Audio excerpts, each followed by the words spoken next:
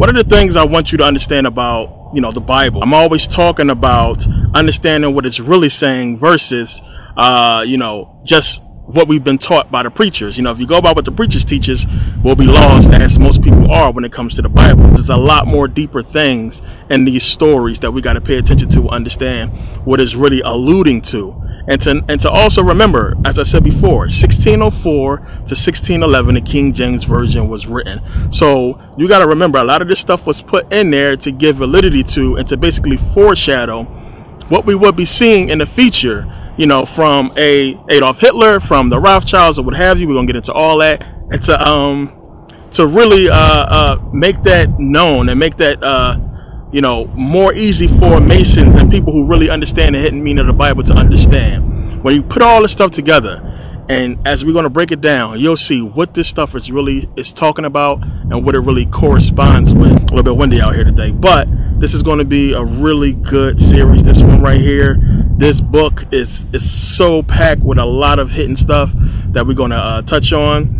And I was going to, as I said, skip Leviticus and Numbers, but it's important that we get into those as well.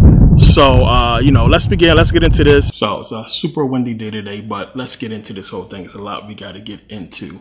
And right off the bat, when we get into the Exodus story, remember, as I talked about at the end of Genesis, you have them basically coming into Kemet and them trying to basically establish that relationship in Kemet. So when we get into Exodus, what you're going to see is exactly them trying to place themselves in history. Now, what you have to understand, and as we'll go through in this book, is when it's talking about the Hebrews, I talked about this before, when it's talking about the Hebrew Israelites and everything they're doing, as we got into in Ancient History 1 and 2, it's talking about the Greeks themselves. And they're going to give you this whole Hebrews doing this and this story about the Israelites, but it's really talking about themselves. They're talking about the Greeks, and it's plain to see when you see it. So when we get into Exodus, now it's saying here, Exodus already starts off with them basically naming the descendants of Jacob, where Jacob has been called Israel. So when it's talking about the children of Israel, it's talking about the descendants of Jacob, of course. So it says here, Exodus 1, start at 6 here. And Joseph died, and all his brethren, and all that generation. And the children of Israel were fruitful, and increased abundantly, and multiplied, and waxed exceedingly mighty, and the land was filled with them. So what is it saying? It's saying these people came into Egypt, and they multiplied. They gained in numbers. As I talked about in Genesis, they said it was going to go in and infiltrate. That's what we basically translated the word to them going into Kemet and infiltrate. It said, let us go in and infiltrate them. Let us basically go in there, confound their speech and scatter them and all this and that. So we understand what it's talking about here. As I said, it's giving you them. So you had basically, as we know from history, the Greeks, the Romans coming into Kemet, learning, being taught by the Egyptians, growing in numbers. And it's saying here they growed and they multiplied and they became powerful and all this and that. So now it's talking about here, Exodus 1:8. Now there arose up a new king over Egypt, which knew not Joseph. And he said unto his people, behold, the people of the children of Israel are more and mightier than we. Come on, let us deal wisely with them, lest they multiply, and it come to pass that when there falleth out any war, they join also unto our enemies and fight against us, and so get them up out of the land. So now, it's basically the Greeks talking about themselves. It's the reverse. It wasn't so much the Egyptians, of course, worrying about the Greeks and saying to the Greeks, get up out the land, you guys are growing too much in numbers, and we're worried about you. It was the powers that be understanding where the Egyptians were and how powerful they were. And the fact that the Egyptians did not have, aspirations of global domination. It was about spirituality. It wasn't about going out to use their knowledge and power to gain control of the world. And that's obviously something that the Greeks wanted to do. So them talking about, before they joined with their enemies, that's what happened with the Greeks. The Greeks was the one who joined. They were the ones who joined with the enemies of the Egyptians. They were the ones who basically let the Persians in the back door to come in and conquer and take over so they could eventually take over themselves. So it's basically them, as I said, using the Hebrews to give you their history, hiding behind the Hebrews. Because we know damn well that the Greeks in Kemet, they didn't know anything. They was taught everything. We know it wasn't no Hebrews in there. It wasn't no Jews in ancient Kemet going in there and being mighty and learning. Where's that information at? Where can we find any information in Kemet of them basically coming in there and growing mighty and growing in numbers? But I have shown you throughout my series about the Ionians, the Greeks, about how the Egyptians went in and helped them build the temple of Zeus and everything like that.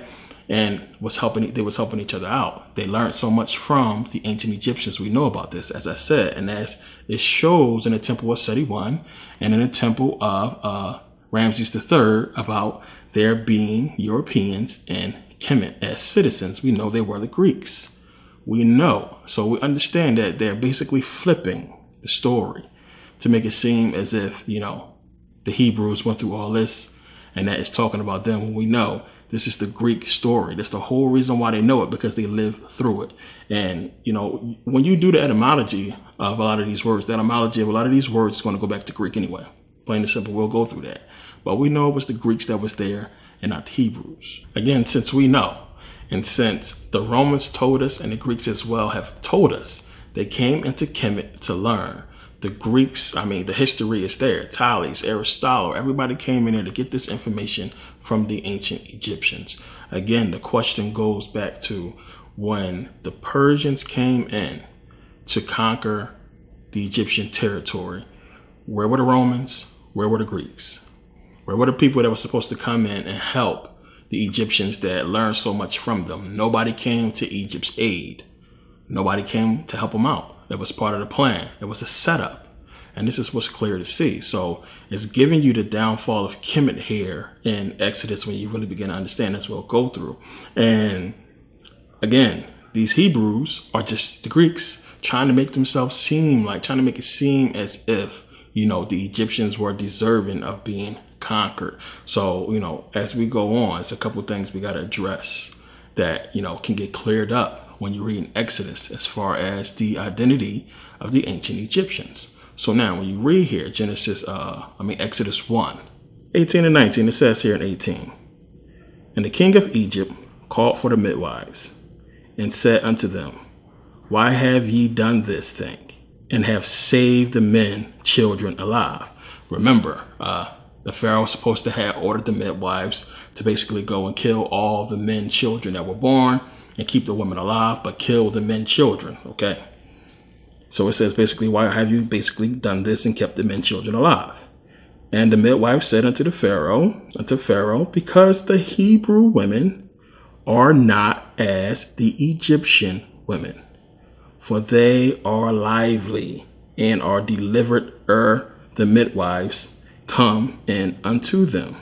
Therefore God dwelt with the midwives, and the people multiplied and waxed very mighty. And it came to pass, because the midwives feared God, that he made them houses. And Pharaoh charged all his people, saying, every son that is born ye shall cast into the river, and every daughter ye shall save alive. So now understand, we know 100% the ancient Egyptians was black. We understand this. We understand it was black. So you have the Europeans saying that they was white.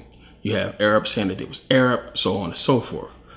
Now, it's easy to kill that nonsense. So these are the Jews that they say were enslaved by the ancient Egyptians. This is what they're supposed to look like, plain and simple. So these people were supposed to be enslaved in Kemet by the ancient Egyptians. So the whole thing is they look like white folks. And if the ancient Egyptians were supposed to be white folks and the Jews were supposed to look like this, how would Pharaoh be able to tell if they saved anybody alive as far as the men? How do you know if that's a baby Hebrew or just a regular baby? You know, it's easy to hide a child, giving you the whole conundrum of, well, wait a minute, Pharaoh just ordered the firstborn, or the men, I should say, in Kemet to be slaughtered, kill all the men. But if they look alike, how can you tell? How can you tell who's a Hebrew and who's just a regular Egyptian? Now it says here, Exodus chapter 2, it says, "And the woman conceived and bare a son. And when she seen him that he was a goodly child, she hid him 3 months.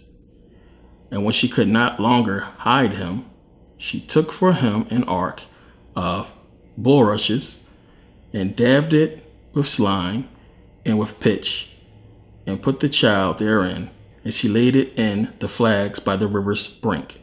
Now we understand this part. We know what's going on. It's supposed to be Moses, right? So understand, the Bible is different from the movie, but it's basically insinuating the exact same thing, especially when you take a look at it. Now it's clear as day that that baby looked just like her, white just like she is white. So how is it, if it wasn't for the cloth that she found inside, the basket, they wouldn't have been able to tell it that it's a Hebrew child. They look just alike. And just like in the movie, the same thing in the Bible, it says that Moses became a prince, meaning that he could blend in with the ancient Egyptians.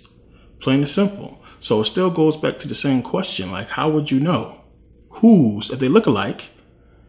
And in the Bible, it says that Moses became a prince, meaning he had to look like the Egyptians in order to blend in and for her to pass him off as her son. Same thing in the movie, look alike. So how is it you have the order that has been given to go and kill all the men? Think about it. Kill all the men that's born and leave the woman alive. How would you know? How would you be able to tell? Now it says, Exodus 1:9, it says here, "And he said unto his people, Behold, the people of the children of Israel are more and mightier than we." I mean, think about that. How? So if they are more and mightier than the Egyptians, how did they allow the Egyptians to basically put them into bondage if they're more and mightier?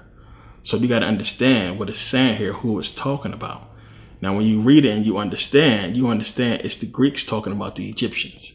It's saying, hey, they are more and mightier than we. We have to basically do something to them. We have to go ahead and get rid of these Egyptians. When you understand the parable in Exodus, what it's saying.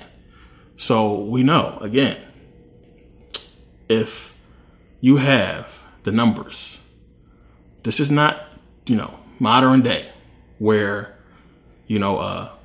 we wear all different clothes. It's easy to tell who's who today. We're talking about thousands of years ago.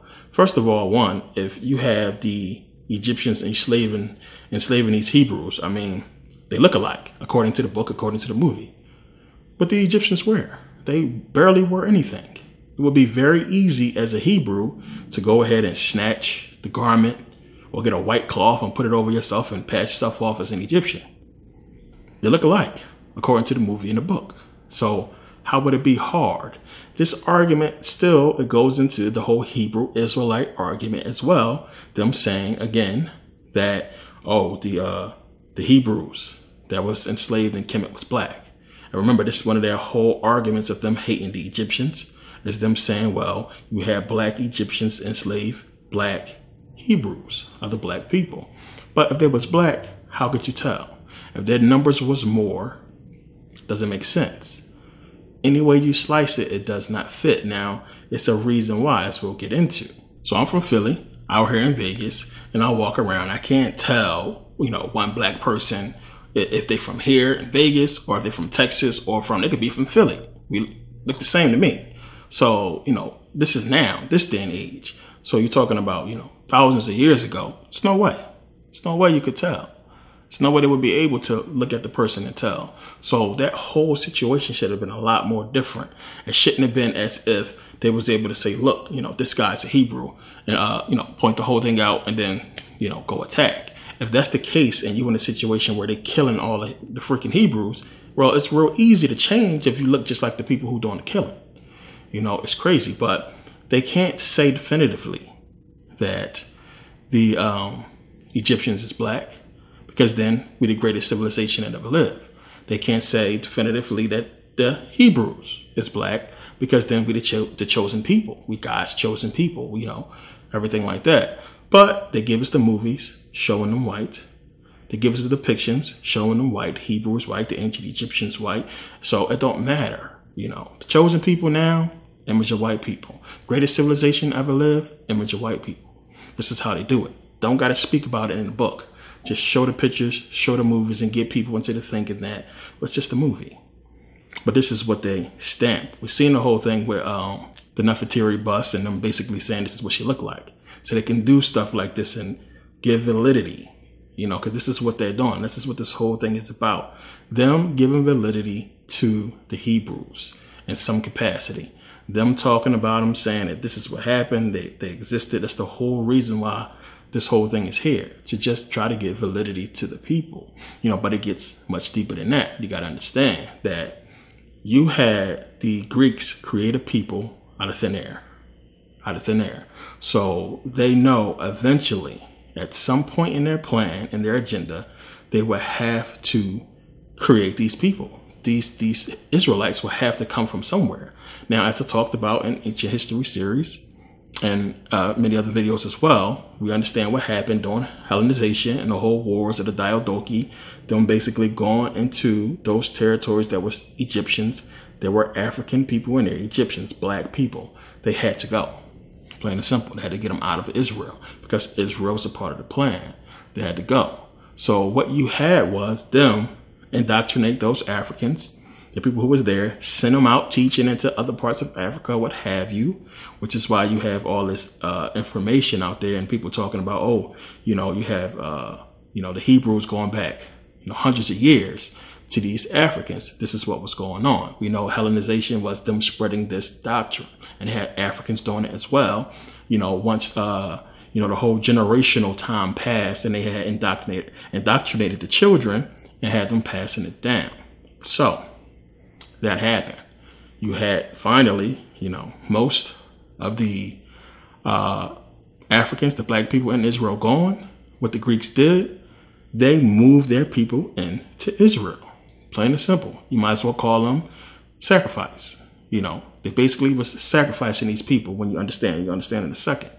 But brought these people into Israel from Greece. This is what they do. We know when they come in to take over land, they bring their people. When they set up shop, game over. You know, and then when you go and you start looking at the history of the Jews in Greece, which we know the oldest Jewish synagogue is supposed to be in Delos in Greece. But we also have the Romanite Jews who's supposed to have spread throughout Greece and other parts of Europe for over 2,000 years. They're supposed to have existed for over 2,000 years. These Romanite Jews, you had them as well. You know, be indoctrinated and get this whole teaching about Judaism coming into Greece and going into other places as well. So then you had indoctrination. You had Hellenization go on. And you had then the Greeks basically go out into, you know, the so-called Middle East and bring back Arabs and bring them into Israel to basically mix in with the Greek people. And I talked about this. The reason why they look mixed is because they are. When you look at the Greeks today, look at what they look like. They look like Arabs. They look like Greeks. They look like a mix. They went out and indoctrinated these Arabs, brought them in to Greece to mix so they can create the Hebrew Israelites. Plain and simple. So that's basically what they did. They got the Arabs, brought them in, mixed them in with these Greeks. Plain and simple. Created this Hebrew, this Jewish race of people. They had to do it that way. Of course, they couldn't mix with black people, with the Africans, because we're dominant genes. We would show up and people would know, hey, the chosen people are black, so that's out the way. You can't just use Greeks because people would say, well, they're Greeks. Plain and simple. You can't, you know, put yourself in these Hebrew shoes because you're Greeks, not Hebrews. This is not a Hebrew story. It's a Greek story. That will be obvious. So, and we're going to talk about in Leviticus who the Arabs really are, but got the Arabs, brought them in, mixed them, and boom, you had the sacrifice.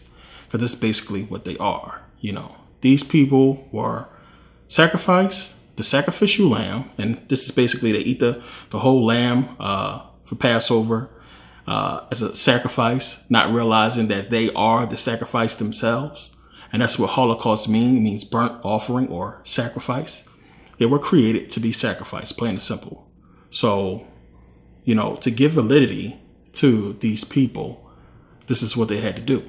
And, these people was created to be sacrificed.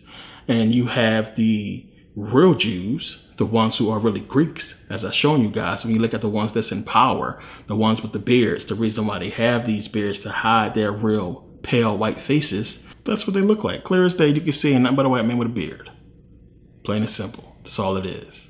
They were sacrificed. Millions of people sacrificed so that they can give validity to these Jews and create a Jewish nation.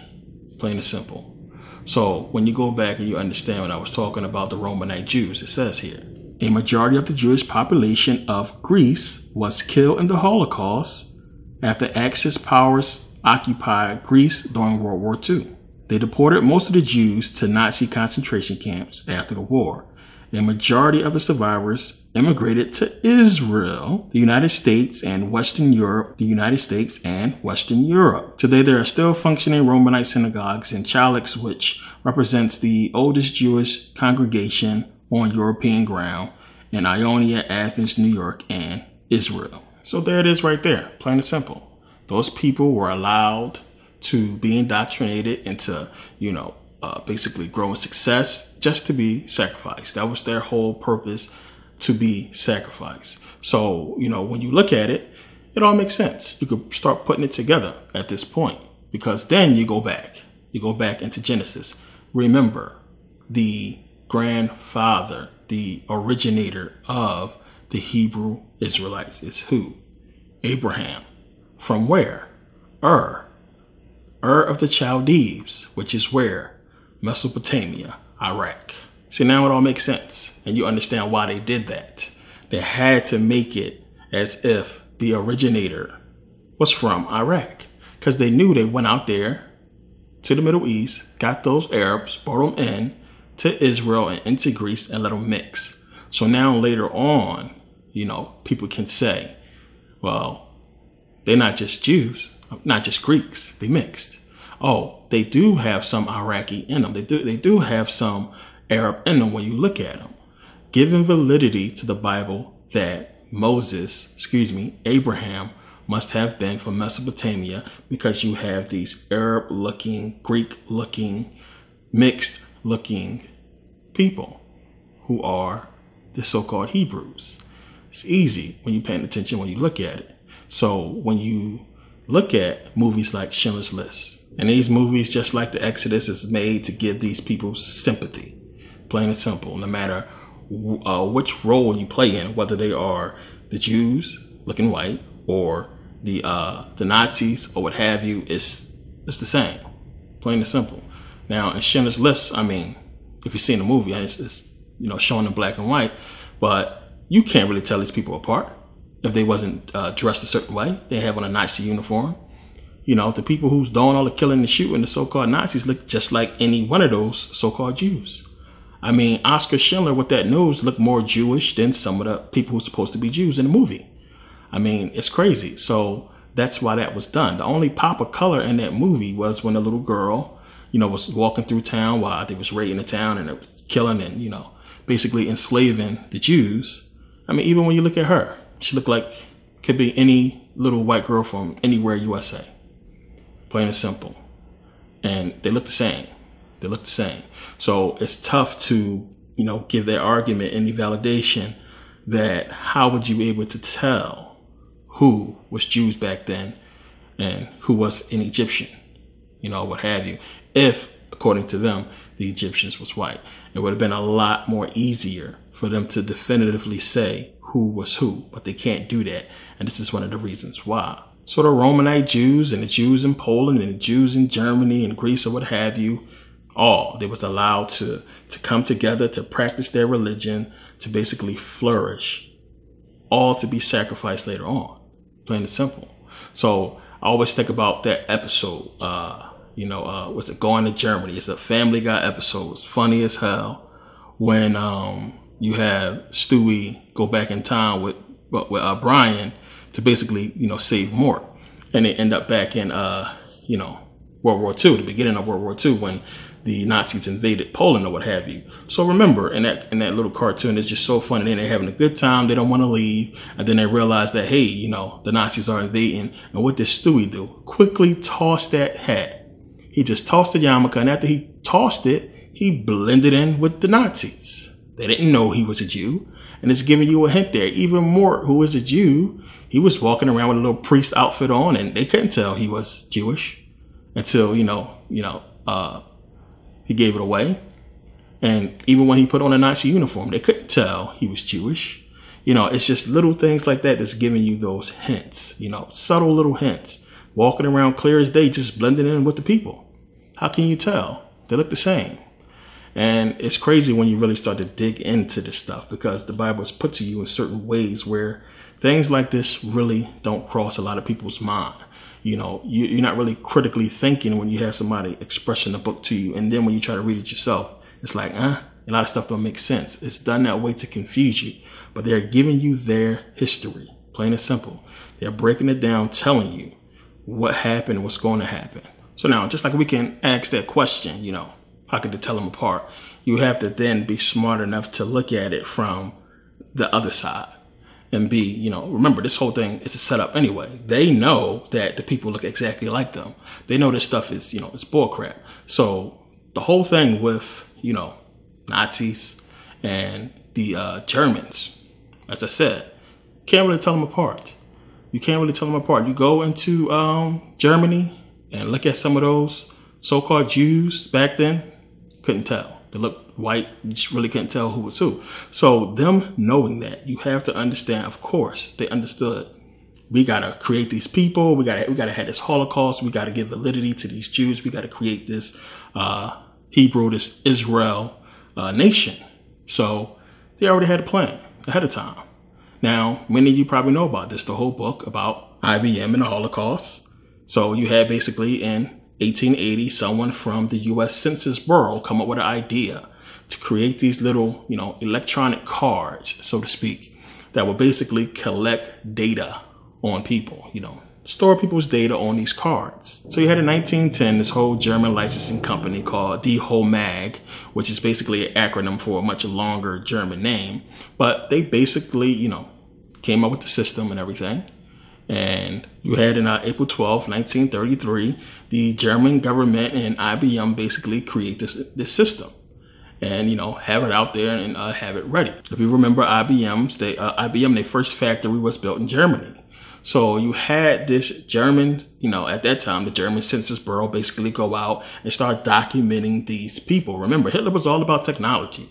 It was no different. He was about that technology and understanding what was going on. But they, ahead of time, already thought about this and had already began cataloging and documenting these people as Jews. So when the whole attack happened, they already had documentation. They knew who was Jews.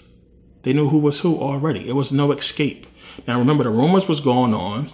If you read anything about the Holocaust, many of the survivors, them talking about all the warnings, you know, underground warnings and people secretly talking about get out, you know, get out of Poland, get out of Germany, what was going to happen, but nobody would heed the warning.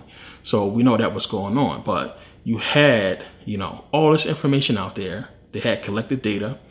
When the raids was happening, they knew where to go. They knew who was who. You had situations where even if you was just a regular person, not practicing the Jewish faith, but your grandma or your great-grandparents was Jews. And you was just regular. You wasn't a Jew. You wasn't a Christian. You was an atheist. You was whatever. But you wasn't a Jew going to synagogues and everything like that, or doing anything to where a person could recognize you as a Jew. But they already had documented your grandparents as being Jews. And those people, even though they walking around like, what's going on? They were still caught up. They were still caught, thrown in the concentration camps because they was the bloodline of these Jewish people who had to be exterminated. It was basically a science experiment. They was a sacrifice. They was created to later be sacrificed. Plain and simple. And we understand this. Even when you go back with 9/11, we know before they even build the Twin Towers, before they were even built, they knew they was going to blow them up. That was a part of the plan. We seen all of the old cartoons. We're talking about cartoons even before in the 50s, before the towers went up, talking about the towers falling. plain and simple. So they knew when they was building those towers, they were going to later knock them down. The same thing with these people. They knew that these people was going to, they let these people in and let them build the economy and do unbelievable great things and then knock them down, sacrifice them. Holocaust, sacrifice. Plain and simple. That's what it was. That's what happened. So you can get caught up in the Exodus story if you want. You got to understand what this stuff is really talking about. Now, y'all probably thought I was going to go into the book and start reading and talking about this bullshit. Come on. You can read the book. I don't got to read the book for you. You can read it yourself. All of this is giving you history and what happened and what was, to come. And when you start to understand why things are put in the book a certain way, it's not hard to make this stuff out. This is what it was about. Giving validity to these Hebrews. And that's all Exodus is doing. Giving validity. And, as we're going to get into more, you'll see what else is in here. But plain and simple, these people were created to be sacrificed. I always said it before. A lot of people get caught up in the book. A lot of people get caught up in the story. And I understand it's just that. They put so much money, so many prominent people, billions, trillions of dollars, whole movie industry, books, everything. So much stuff behind this religion to give validity to it, to pound it home, to sell it. And it's the reason why a lot of people getting caught up. But, you got to understand, one, if in the 20th century, they use IBM, which is a technology company, computer company, if they had to use them to catalog and identify who was Jews, explain to me how they was able to do it, 15th century BCE. How was the Egyptians able to say, that's a Jew, that's a Jew, that's a Jew, so on and so forth. How was this done? Especially if they were supposed to look alike. If you go by, the Europeans' definition, the Egyptians was white and the Hebrews was white, or even the black Hebrew Israelites, the Egyptians was black, the Hebrews was black. Either one you want to go to. How were they able to know who was who? Now, I don't like to go for that whole stupid shit that the Hebrews talking about as far as, or Africans look different than African Americans. Like, so 2,000 years ago, before America was established and all this and that, how do we look? We don't know how we looked. I suggest we look the same. And I've been to Africa, and I tell you, some of the brothers there look just like me. So, again, how are they able to tell? So, again, of course, this whole thing, as I said, it's a story for you to get caught up in and lost in the fairy tale and everything like that. The Jedi mind trick, that's what it's about. Wave the hand, and now you just forgot your common sense. But when you start really getting into it, you see exactly what it's talking about and how history fits in when you start reading the book. So now we understand the whole Moses story. Don't really got to go into all that. Y'all seen the movie, y'all read it, y'all know about it. He basically leaves or get cast out or what have you, comes back and tries to free his people and everything like that. We know eventually we get the 10 Commandments and all that. We're going to skip through the 10 Commandments. We're going to skip some of the stuff and just, get into the good stuff. But let's go ahead to Exodus 7. Now, Exodus chapter 7, it says here, "And the Lord said unto Moses, See, I have made thee a god to Pharaoh, and Aaron thy brother shall be thy prophet." Think about that. "Thou shalt speak all that I command thee, and Aaron thy brother shall speak unto Pharaoh, that he send the children of Israel out of his land. And I will harden Pharaoh's heart, and multiply my signs and my wonders in the land of Egypt. But Pharaoh shall not hearken unto you, that I may lay my hand upon Egypt, and bring forth my armies and my people, the children of Israel, out of the land of Egypt by great judgment. And the Egyptians shall know that I am the Lord, when I stretch forth my hand upon Egypt, and bring out the children of Israel from among them." First of all, why?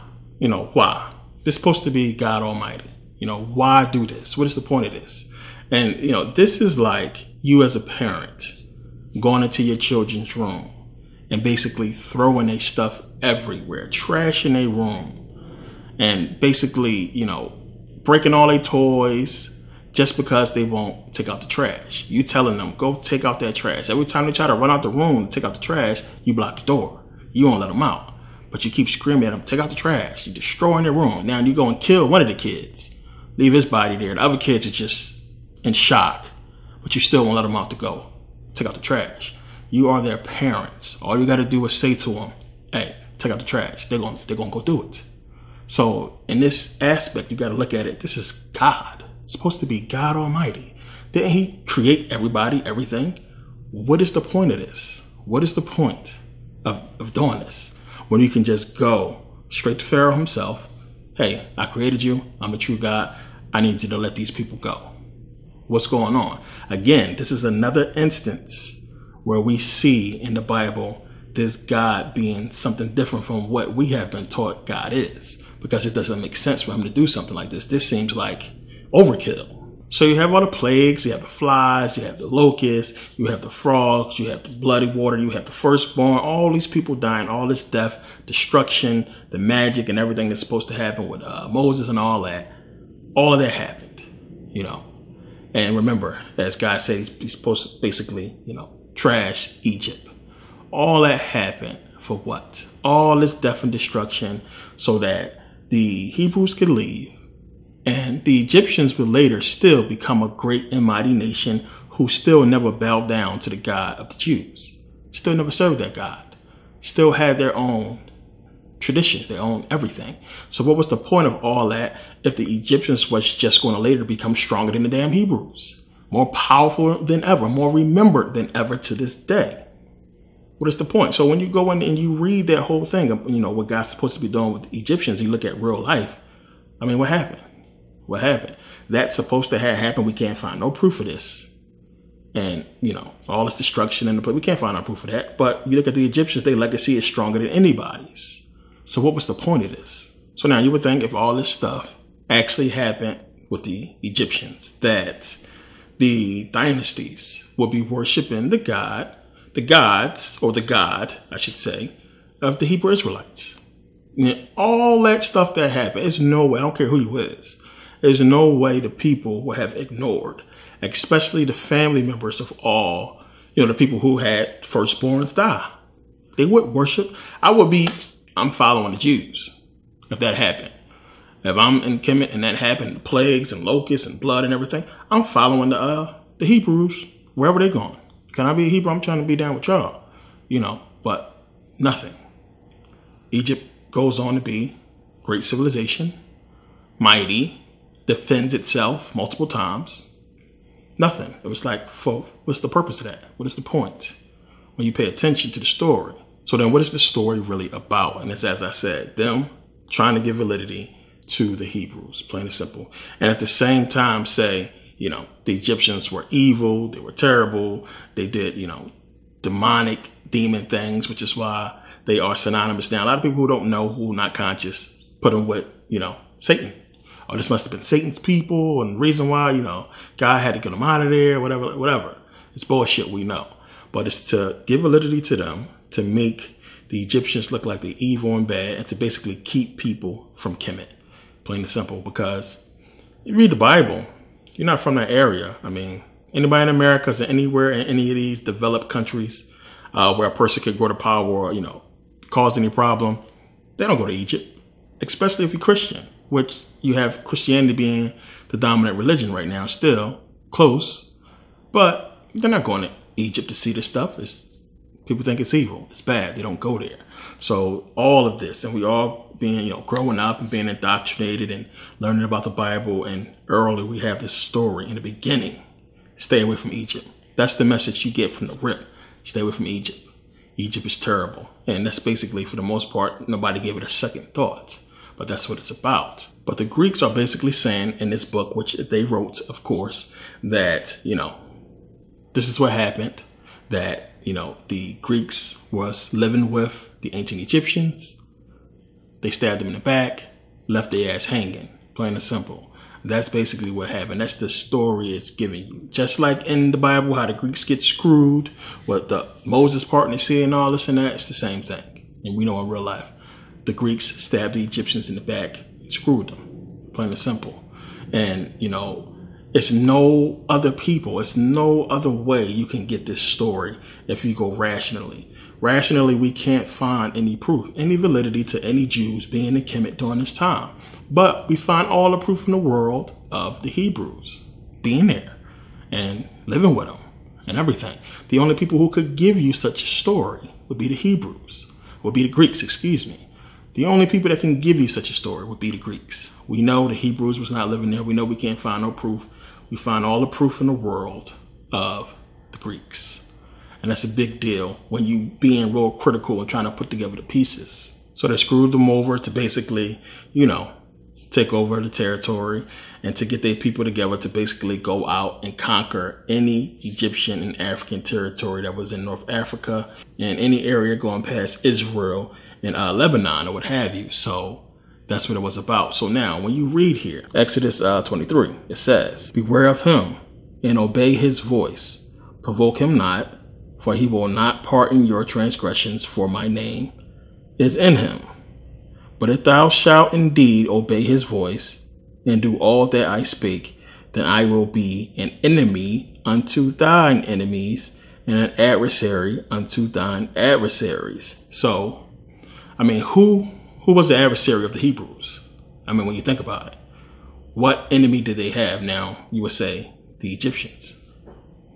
But, okay, that happened to the Egyptians and whole Exodus thing happened. So now you have the Hebrews who supposedly been in bondage for all these years and nobody know who these people is.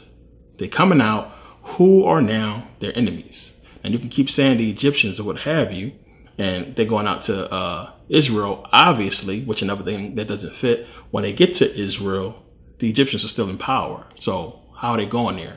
We're going to get into that. But they don't have any enemy outside the Egyptians, according to the Bible. So what is the point of them going into all these other people's land and taking it over? They're not their enemies. Goes on to say, 23, for my angel shall go before thee and bring thee into the Amorites and the Hittites and the Perizzites and the Canaanites and the Hivites and the Jebusites, and I will cut them off. Thou shalt not bow down to their gods, nor serve them, nor do after their works, but thou shalt utterly overthrow them and quite break down their images. So it's painting this picture. You have the Greeks who basically got the most powerful information in the history of the world, you might as well say, whatever that is. We know a little bit of it, but it's more than we know, obviously. And now they're setting out to conquer the rest of these lands. And they're basically saying that, God, this is God's will. God is giving them this charge to go out and conquer these peoples, the Perizzites and the Canaanites and the Hivites and the Hittites and all that. Going out to conquer these people for what? How is these people enemies of the Hebrews? So this is deep. You got to understand, as I talked about before, we know that these are just African territories, African people, lands that was ruled by the Egyptians and ruled by African people that they were just going into and conquering and taking over. And the Bible is giving validity to it by basically saying this was God's doing. But we know it was the Greeks. We know this was Hellenization. That's what really took place. Nobody else, nothing else fits but Hellenization. Now, I'm just keeping it real. At this point, we completely crushed Hebrew Israelite everything. If you follow my videos, we crushed it. It's just game over. This series is really going to just make it the worst. We killed every single Hebrew everything so far. And this is just going to be the dagger going forward. Because this is what these people are. It's bullshit. It's the Greeks. It's the Greeks. No Hebrew, it's the Greeks. Nothing Hebrew fits this. This is only fitting Greek people, plain and simple. Just like they want to sit there and say, well, the prophecy doesn't fit these Jews. It fits black people. True. But this does not fit nobody but the Greeks. Plain and simple. Nobody else could know. It's the Greeks only. So now it's saying here, Exodus 34:10. And he said, behold, I make a covenant. Before all thy people I will do marvels such as have not been done in all the earth, nor in any nation. And all the people among which thou art shall see the work of the Lord, and it is a terrible thing that I will do with thee. Think about that. It's a terrible thing that I'm going to do with thee. Terrible thing. We're going to go out and we're going to slaughter kids and we're going to rape and pillage and do all kinds of crazy stuff. It's a terrible thing I will do. Observe thou that which I command thee this day. Behold, I drive out people, thee, the Amorites and the Canaanites and the Hittites and the Perizzites and the Hivites and the Jebusites. Take heed to thyself, lest thou come a covenant with the inhabitants of the land, whither thou goest, lest it be for a snare in the midst of thee. But ye shall destroy their altars, break their images, and cut down their groves. For thou shalt worship no other God, for the Lord, whose name is jealous, is a jealous God. Think about that shit. The Lord, whose name is jealous, is a jealous God. Come on. Lest thou make a covenant with the inhabitants of the land, and they go a whoring after their gods, and do sacrifice unto their gods, and one call thee, and thou eat of his sacrifice, and thou take of their daughters unto thy sons, and their daughters go a whoring after their gods, and make thy sons go whoring after their gods. Thou shalt make thee no molten gods. They're having a pool party behind me, so if you hear people cheering, it's a pool party out back. Sorry about that. But no molten gods. I mean, that can just go to anything. The sun is molten. We know that there's a lot of golden statues in Kemet, golden statues throughout. But the key part of this is just what the verse is saying, because this is exactly what happened. It's saying the reason why we can't find any of these artifacts and anything that's pertaining to the civilizations of the African people and the ancient Egyptians and other territories is because it was destroyed. And they're telling you that's exactly what they did. They went out there and destroyed everything. All the images, everything was destroyed and covered up. We talked about the civilizations destroyed by the Europeans and covered up. So many things with that. We know how they came in and infiltrated so many other places throughout the world and basically took over. It's the same. Plain and simple, it's the same type of MO everywhere. When you start looking in history, they come in with the doctrine. They come in a peaceful, helping people. And it's a core group. Whoever this core group is the powers that be who are taking orders from somebody, and they are executing this plan, plain and simple, because they come in with the same plan. Go in, be nice. Now, it's saying clearly, now because they wanted to make sure that they put that in there, because what they didn't want, of course, was the people going out and mixing in with these people. This is another one of the hints why we know it's talking about African people. Remember, as I said, they're trying to give validity to these, to make these Hebrews, to make these people exist.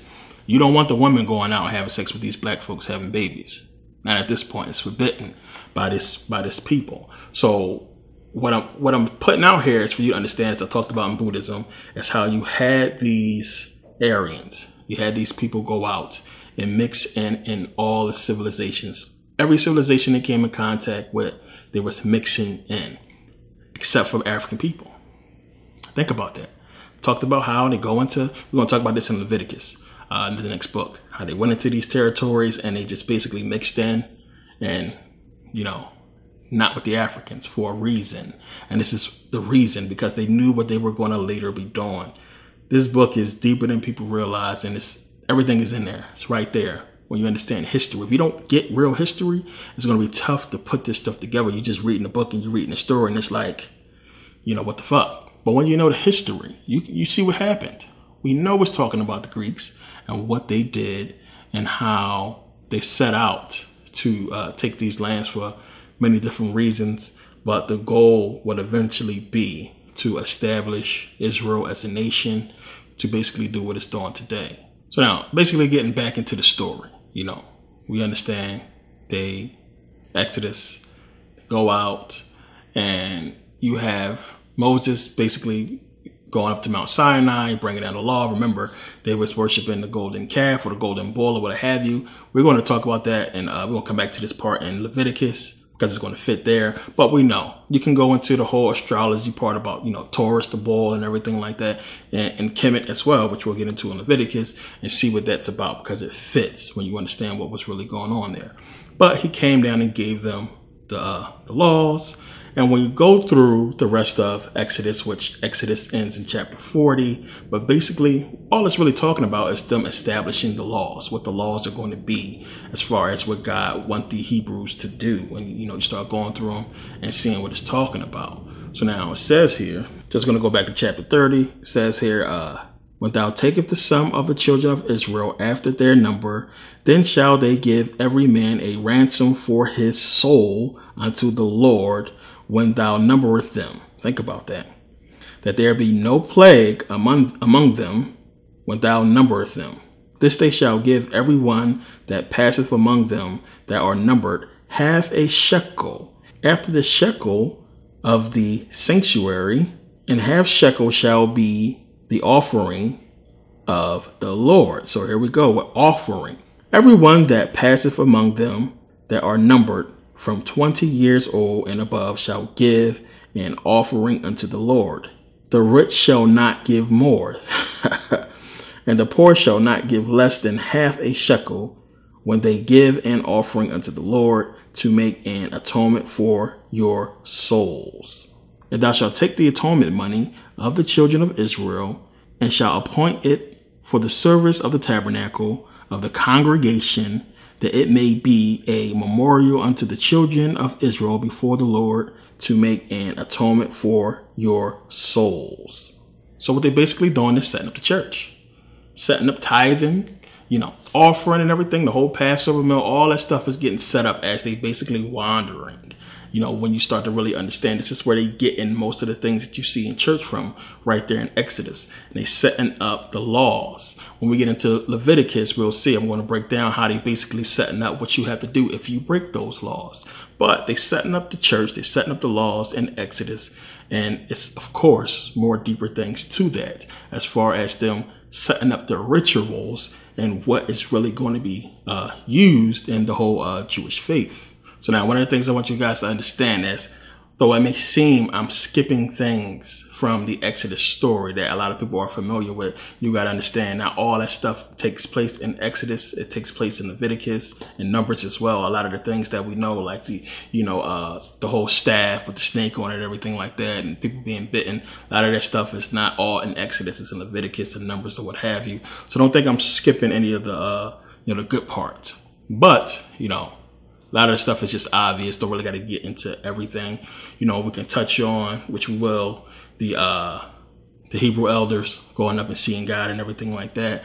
Didn't really have to get into Jacob and Genesis and everything like that, seeing God face to face, which I did touch on. And it's a lot of stuff that we already went through. We don't really got to get into. The main thing I really want you to get from these books is what it's really saying, what it's really talking about, and how the history that we know has been basically, from the books. And I talked about Masonic Genesis, about Hitler being from the Rothschild family.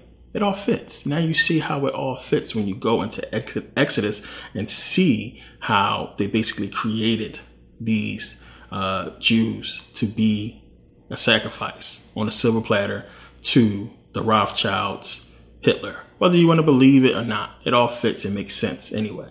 You can't get any more validation than that. Plain and simple. I believe it 100% that he was a Rothschild and that was his job and he did his job. Even if he wasn't, then he was put in power by them. So any way you want to slice it, I don't think they would give somebody that kind of power that wasn't one of them. And remember, the dude never died. He's probably gone now, but you got to understand, he ain't died when he's supposed to have died. They would never let that happen. He completed his mission. The mission was to establish Israel as a nation. And a lot of people get that confused. You got people who think the Holocaust never happened, and which I don't understand this video. It happened. It's people who lived through it. It happened. But, the ones who did survive it were rewarded because what the agenda was just so important that, they didn't care. After all, those people are, some of them were actually Greeks, real Greeks. And you had a lot of 100% bona fide Greeks who got caught up in that stuff as well. But it's the name of sacrifice. And this is what it's talking about. You can't really get caught up in the Exodus story. There's a lot of stuff in there that get you just caught up. Understanding that, plain and simple, all they're trying to do is establish validity for these people and try to put them in history as actually existing when we can see clearly what they did. Plain and simple. All they did was mix them up. And it's important to understand that. And they're not stupid. They're not stupid. It blows people away when you look at it and you see Abraham being from being from Mesopotamia, Iraq. But You're not gonna. It's not too many people making these connections that's doing this. I don't know if you heard anybody make this connection and show you. Well, this is why they did that, because they went ahead and mixed and created this Hebrew group, this Hebrew race, this people, and that's one of the things they fought for as well, with the whole nation of Israel coming together for them to be established as a race of people, Hebrew. And you hear the Hebrew Israelites say it all the time. Hebrew is a race. The black Hebrew is just a race. It's not just a name. All that was just signed into existence. So when people start talking about Bible prophecy and everything like that, this is man fulfilling their prophecy. Man fulfilling its agenda. The powers that be, plain and simple. This is not nothing divine. This is something that they had in place. 1604, 1611 King James Bible. The plan was in there from the rip. Now, if you read it, and before World War II ever happened, if you read Exodus, and I mean, you can see it clear as day. You can see it clear as day. It's right there in the book the whole time. That's crazy. That's crazy. So imagine for the Bible believers back then reading it, but then now getting this whole information and knowledge about these Hebrew people who actually exist, who just went through a Holocaust. And now you read in the Bible and you're like, you know, even though it don't fit them, but it's enough there to confuse people into believing that, you know, that whole suffering and everything was the Holocaust and it was talking about them. So anybody who does any real reading and understand it clearly can see it fits only one people, which we'll get into when we get into Deuteronomy, and that's black people. And that's going to be deep when we get into that, because then we're going to be able to show King James when we get to Deuteronomy. That's going to be big. But for the Exodus story, not too much we need to really get into. This is what it's trying to tell you.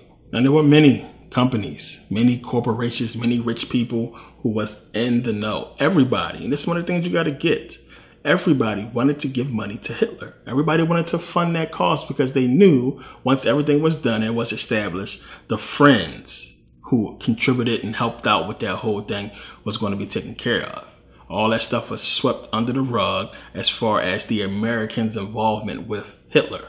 And you hear stuff come out how the Bushes related and how the Wahlbergs and all these other rich families supposedly had donated to the whole Hitler fund and helped Hitler out and everything. Nothing. No charges, nothing. Plain and simple. But they went out and tracked down the Germans who was following orders. They tracked those people down like crazy because it gives validity to the story. They sacrifices, plain and simple. Even though they was patsies the whole time. All that stuff. I mean, you can't turn on cable without seeing something Hitler. You damn sure can't watch Family Guy without seeing it. It's everywhere.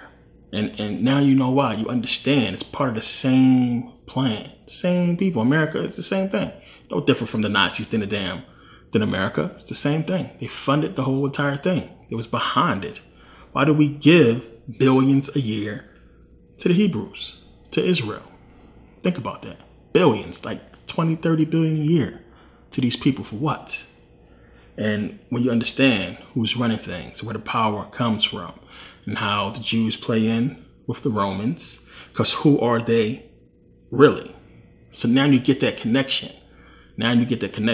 So, because we know that in Israel, it ain't no damn so-called Jews there. We know it's Greeks. We know it's white people. Plain and simple. So now you get that connection with them and the Romans. Plain and simple.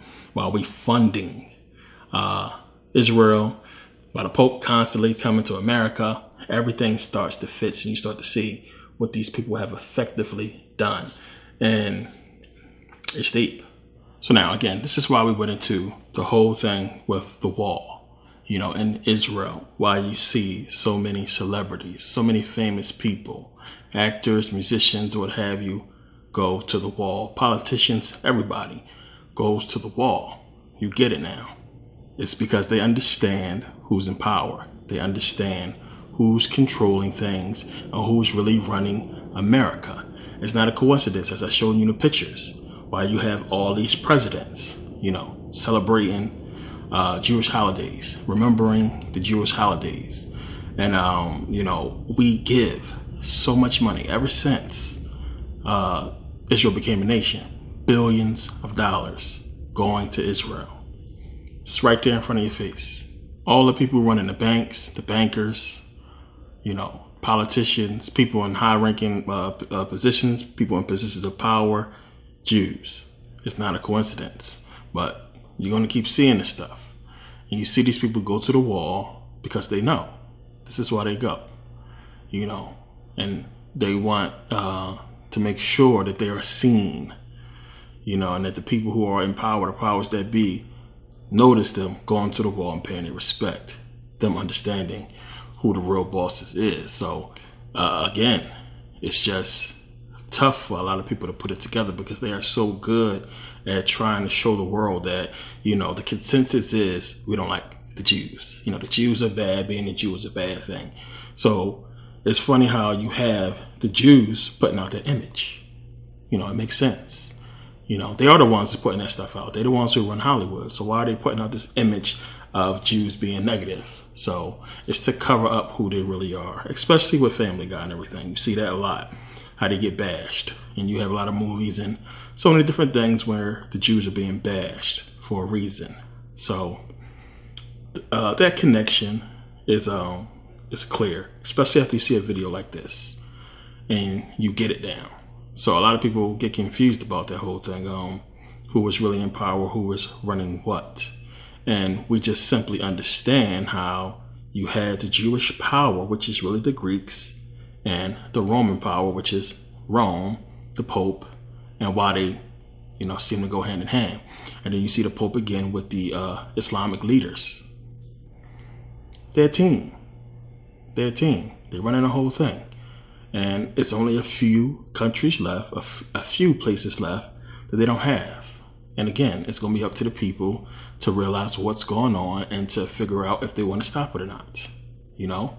So again, as long as they can keep confusing the people and keep us divided and separated and worried about entertainment and everything like that, which the Jews provide for us, then we'll never figure this stuff out. A lot of people don't want to figure it out. A lot of people don't want to know. You are a rare person, trust me, to want to gain this knowledge. A lot of people just don't want it. They want to just, you know, go to sleep and think happy thoughts and just believe that everything is working the way it's supposed to be, you know, everything is right with the world. People can't fathom this stuff. And, you know, if America ever really came to terms to what's going on, I don't think they would believe it. It's easy to prove it, but I don't think they would want to listen. You know, too much other stuff in the way. But, you know, everybody visits the wall. They pay their respects. And they want to be seen as saying that we understand who's really in power and who's in control and what's really going on. You know, plain and simple. So, you know, they run in Hollywood. They run in the music industry. And they destroying our image. And it all fits with everything. I mean, all of it fits when you start paying attention and seeing what's been happening with African-American people and who was really behind it in the long run. The same people that freaking destroyed everything from the rip. Tracing it back. Slavery, Jews. Destroying Kemet and destroying the African civilizations, the Jews, or the white people, the Greeks, who they really are. It all goes back. But we feeding the beast. We keeping the beast going. We feeding them. We continue to fund our oppressor and fund our oppression, and we're never going to switch positions at this rate. So this is a generational thing. We just happen to fall in a generation that's in a transition period that's going to be moving from where we're at now to a different state of power with them more in power and more control of our freedoms. Things are going to change. When this generation passes, the world's going to be completely different. And at the end of our lives, or of our generations, there's going to be a major change. And a lot of people, a lot of you, going to be born into that next generation of whatever it may be.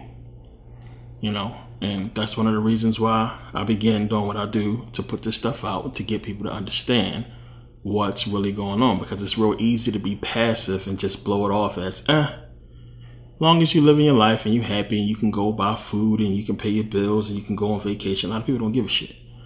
And it's not going to hurt you until it's hurting you in this life or the next.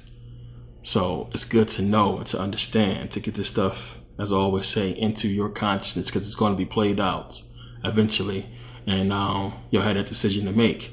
But yeah, when you just go back and look, as I talked about, why these people going to the wall and what they doing. I keep talking about it because it's crazy when you look. As I said, if you go on Google pictures, celebrities going to the wall, you're going to see a lot of people going to their wall. Now you understand why. The Jews have always been in power along with the Romans, and they running everything.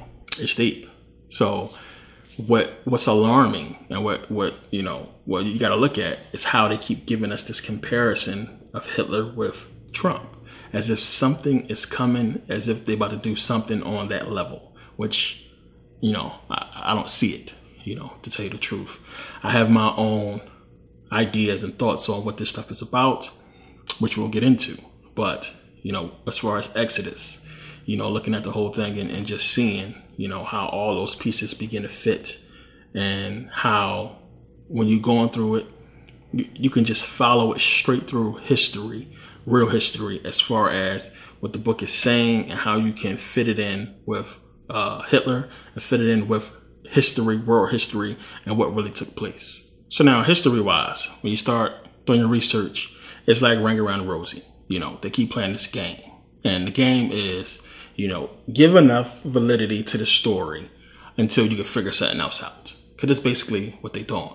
Now, if you follow me on Instagram, I was talking about how, I told people, if you're Christian or Hebrew or what have you, shouldn't be following me. But, somebody sent me a video, and I want to just touch on one of the things that's out there that you've probably seen yourself. Is how they're going out and they're, now finding a lot of old temples that was around during that time. And of course they exist. It's so much buried under the sand in Kemet, Israel as well. And, during that whole travel over there to Israel. So many structures that existed that are old. They're finding old structures and trying to give validity to them as far as the Bible, King Solomon's temple and everything like that is supposed to have been found and everything like that. And you got to understand, one, with the whole King Solomon's temple, which we'll eventually get into, was never built. Supposedly have been built, and then the Romans built it again, and then now the third one is supposed to be built. And we understand the third one, when they start building that, is supposed to fulfill Bible prophecy, which once again, you can't prove the first two was ever built. And you're only building the third one so they can fulfill their agenda. So, once we start seeing them talking about building, the third temple of Solomon, and it's actually going into construction and being built, they're about to do something. War is coming. But you got to pay attention and just know, again, you can be arrogant with this. They're not going to be able to show you anything. No artifact, nothing, no structure that's going to prove the validity of Genesis, Exodus, or what have you. Plain and simple. You have the Jews in Israel themselves admitting there's no evidence. Talked about the chariots and everything like that, how that was bogus. Whole Noah's Ark boat. Come on. This is what it is, people. I just gave you everything. I mean, there it is. And it's so easy to see when you understand and you just look at life right now. When you go to actual Israel and look at those people. Arabs mixed with Greeks. Plain and simple. That's all they are. So, again, you still have to look at it and understand what they're doing. Because then if we know that Abraham's supposed to have the bloodline from Arabs from Mesopotamia, and that he came into Israel, which we know was taken over by the Greeks. We know the Greeks was in there. We know they mixed in. And we know when we look at these people, they don't look 100% Arab. They look like they mixed.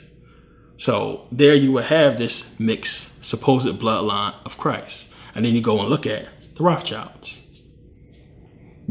Even still, you can look at these Hebrews, these Jews in Israel, and look at a lot of white people, and you can't really tell the difference. You can't tell, plain and simple. So they could be anybody, but everything that they're doing is to establish validity and to keep the argument going long enough for them to hatch out, their plan to fulfill their agenda. Plain and simple. That's all it is. Keep the argument going. Keep people talking about it. Keep us debating and fighting about it and arguing about it just long enough. It's all about distraction. Everything is a distraction. Just long enough for them to fulfill their agenda. It's not going to stop until they do. These people are frauds. Everybody know they frauds. And when you pay attention and look behind the scenes, you can see who's controlling it. So again, when people talking about, oh, Jews control this and Jews control that, no, it has always been the white man. It's always been these Romans and Greeks, the same people who was never defeated. Never.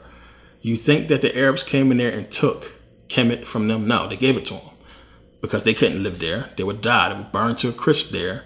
They all die of melanoma in a year. Plain and simple. They had to get out of there. Too many people was dropping like flies.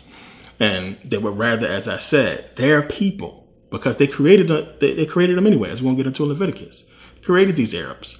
Their people to come in there and take over and run it, you know, rather than us. And that's all to it. That's all it is.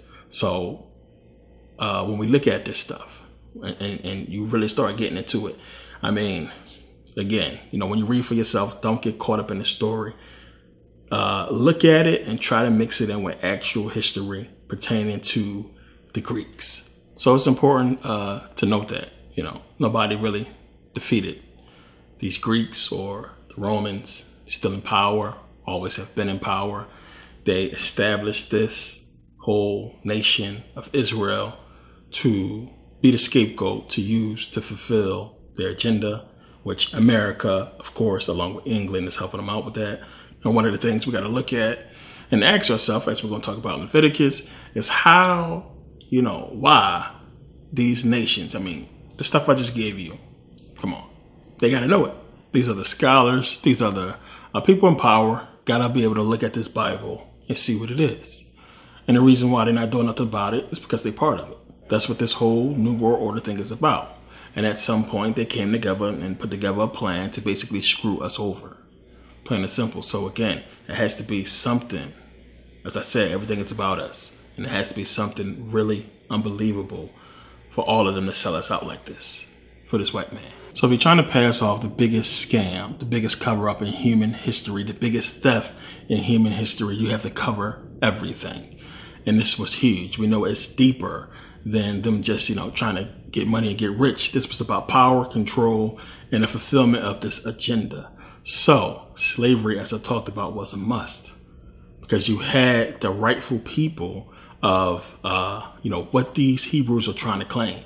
Us being the original people, us being here before them, and us having all, you know, all validity and all proof of our existence here before anybody else. Not to mention the claim to the ancient Egyptian empire and the people who built it, the people who was here and who established the dynasties and everything like that. So they know that was there. So again, when we look back through history and look at the people who put in the money and the time into slavery, we know it was the Jews.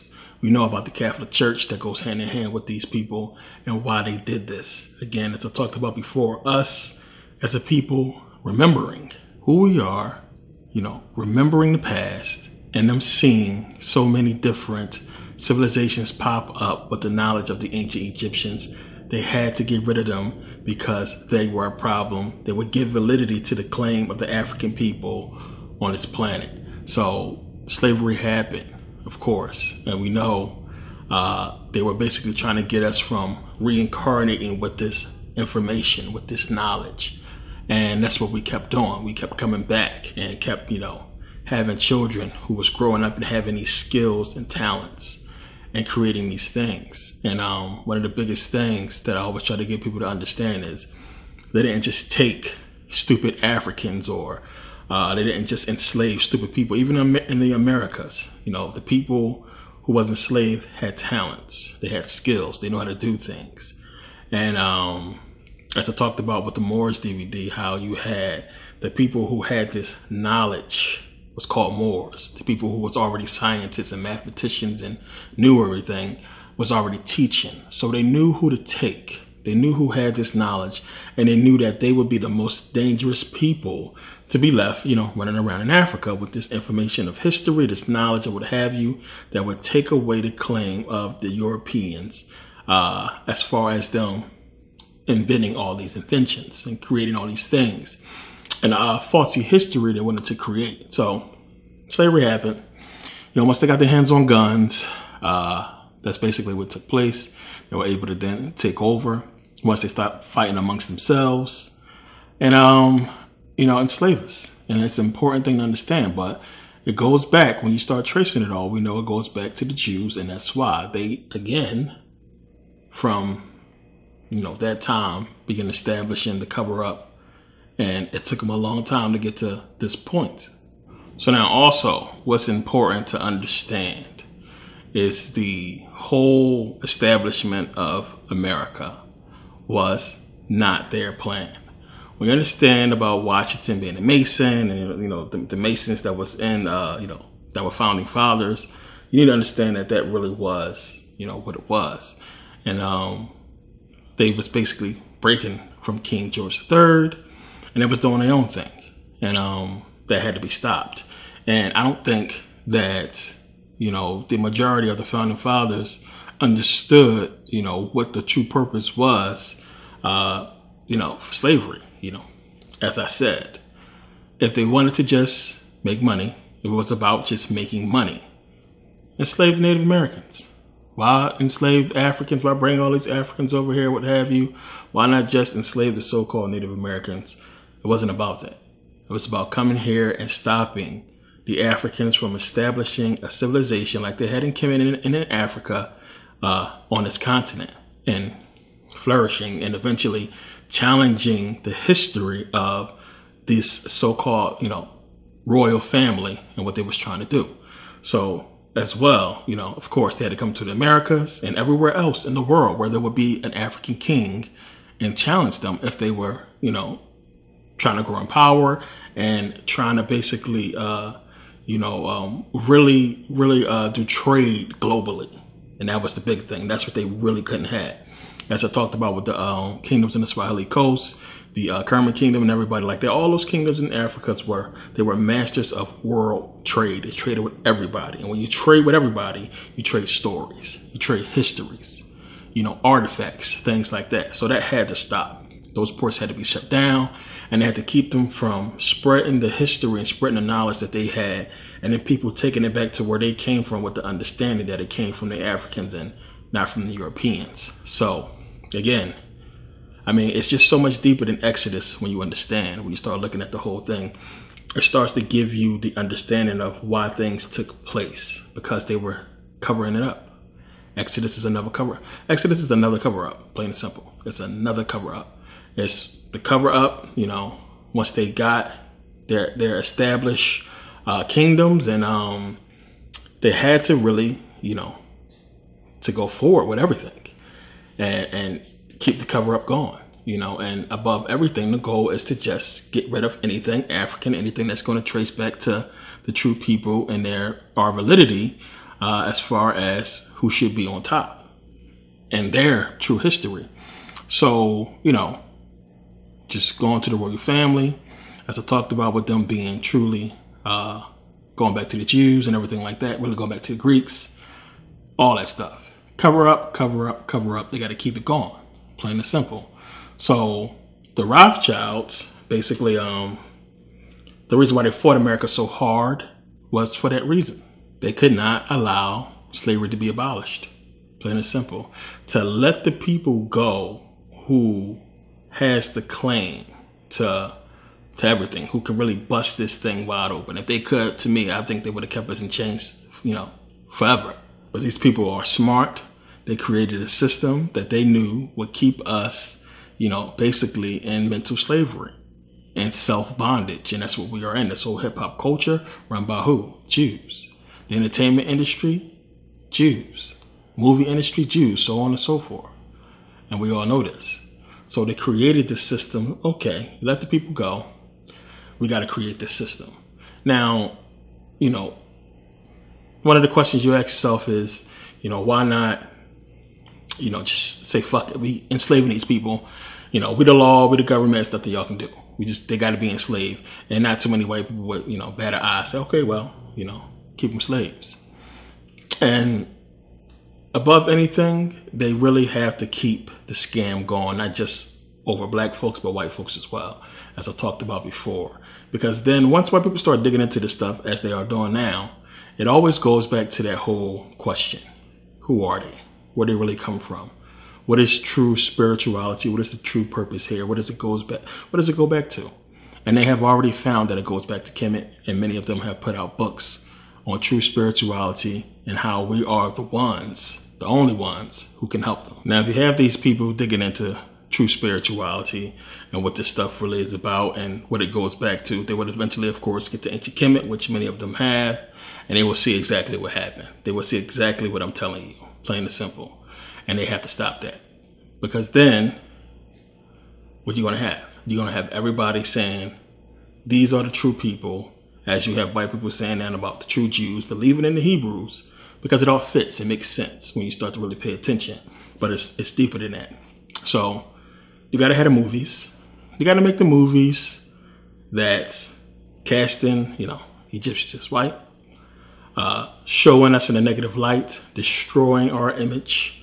All of this is to portray and to keep the whole perpetration of, the false history, plain and simple, and to keep the original people at bay and to keep us lost in the sauce about who we really are and our true history, plain and simple. And it all stems. You can go all the way back to a book, to the damn Bible, all the way back to this book and get all that just from Exodus, as we just did, because it's right here. And when you start going out of that book and you start breaking it down as to what is what, it's no other place it's going to lead you to. It's no other place. It leads you straight into this stuff. Plain and simple, and you start breaking it down. The whole thing with the Arabs and the Greeks, that's the easiest one to see right there. That's the biggest one. Because, there you have it with, as I said, Abraham being from Ur, and the way that the Greeks look, plain and simple. So you still have to look at them and say, okay, well, y'all come from Abraham. Abraham come from Ur. Abraham, if he's supposed to be a white dude, Ur is in Mesopotamia. Okay, who is his people? What they don't look, they don't look like that. They look Arab, but not just that. You take away. When you go that route, you take away the whole white power issue. You take that away and put it straight to, Arabs being before the so-called chosen people. So the reason why you can go to Israel and you can have these, the Jews live side by side with the Muslims, is because of that reason. They got to look at it and say, oh, well, the father of our race is one of you. It's an Arab. So we can't really spit on y'all like that. Even though you have the whole war, as I talked about in Genesis, with the whole Palestinians and Jews. So at the same time, the reason why you keep having the Jews wanting to make peace is because of this reason. But the people who are controlling the Muslims have to keep it going. You can't let these people have peace. Plain and simple, they're going to figure this shit out. You let them have peace. You got to keep them separated. Even though they're together, you got to keep them separated in that space. The same thing they're doing with us, here in America. We try to have peace and we try to live together. What are they doing? They're separating us. Race, fight. And, 10 years from now, we would have been able to say, well, everybody from that whole racist era, from the 50s, what have you, mostly all those people gone. 50s, 60s, Jim Crow, most of those people are going to be gone in the next 10, 20 years. They're going to be dead and gone. And we would hope we would have, an understanding race that's more united, everybody more together, more understanding about how stupid race is. But they're keeping it going because they have to. They got to keep that separation. But at the same time, keep us together because we're easier to control that way. And, if they could have a way, they would knock our numbers way down, make it easy for them to control. But, all this stuff fits, and it's deep how it all goes together when you start really paying attention to what this stuff is talking about. So basically, to recap, we understand what happened with the Hebrew Israelites coming out of Kemet, and that Kemet was supposed to be destroyed, which it wasn't. They still went on to be great nation or what have you. And we understand that now the Hebrews are going on with Moses and Aaron out into the wilderness or what have you to follow them to the land of Israel. And along the way, they are getting basically the establishment of the faith and the laws of Moses, the laws of God. And then in the Leviticus, which is next, what they have to do if these laws are broken or what have you. So not so much really to dig into besides what we talked about in Exodus. Don't get caught up too much in the story. It's a bunch of bull mixed with a lot of hidden things. So we touched on it. We're really going to, as we go along in these books, come back to a lot of the other books, Exodus, Genesis, what have you, to touch on a few things, to make a lot of things make sense. But for the most part, this is what you need to know as far as esoterically what Exodus is talking about. So I want to thank you guys again for taking the time to support, purchase, watch, or what have you. And this is a good series. Trust me, you're going to get a lot of information out of this series, and it gets a lot deeper as we go. But it's a lot of things on the surface, you got to do away with and understand what the hidden meaning of these books are. So I want to thank you guys again. See you guys next video.